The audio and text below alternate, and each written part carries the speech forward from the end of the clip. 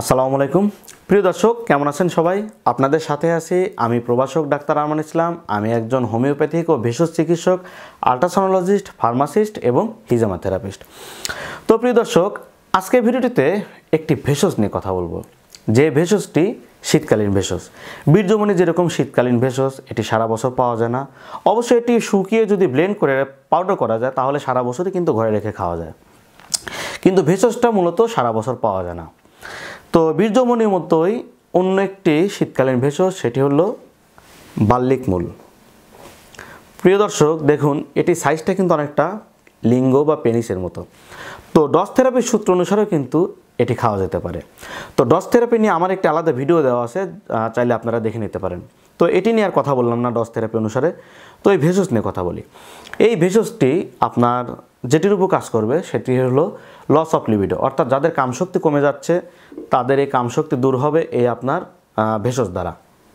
তারপর আপনার erectile dysfunction, অর্থাৎ যাদের লিঙ্গের উত্থানজনিত সমস্যা আছে এটাও কিন্তু দূর হবে এই বাল্লিক মূল দ্বারা। তারপর যাদের প্রিম্যাচুর ইজাকুলেশন বা দ্রুত বীর্যপাত হয় এটিও কিন্তু রোধ হবে এই ভেষজ দ্বারা। তো প্রিয় দর্শক, ভেষজটি আপনাদের খুব কাছে নিয়ে দেখাচ্ছি, তার আগে একটি কথা বলি।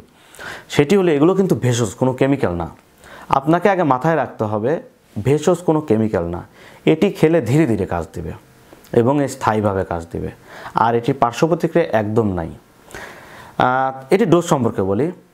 আপনারা দিনে 2 থেকে 3টি করে ভেষজ, অর্থাৎ এই বাল্লিক মূল চিবিয়েও খেতে পারেন, যে কোনোভাবে এটি খাওয়া যেতে পারে। ব্লেন্ড করে খেতে পারেন, জুস করে খেতে পারেন, আপনাদের ইচ্ছা।